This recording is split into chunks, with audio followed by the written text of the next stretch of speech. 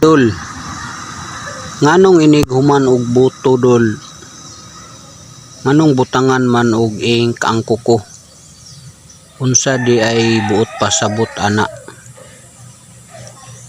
Anong butangag ink ang kuko?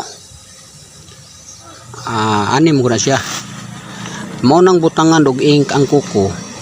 Kay kanang ink gihugaw-hugaw sa imong kuko mo na siya simbolo sa mga butante nga hugaw og kinaya. Mga butante ba nga hugaw og batasan. Sama na mga butante bitaw nga kanang mga empleyado sa gobyerno.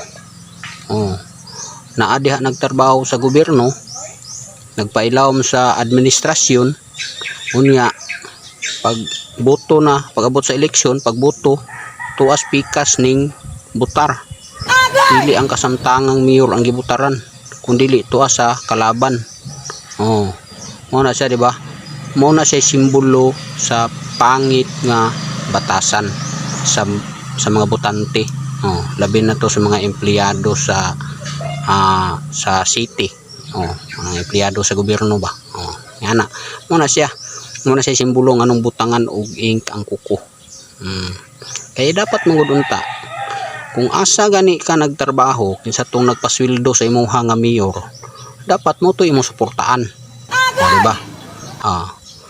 Nya kay balimbing man to mas pikas ning butar. Karon nidaog lang gihapon ang kasamtangang mayor. Nagpabilin naman gihapon sa trabaho. Di ba? Simbolo na siya. Pangit nga kinaya.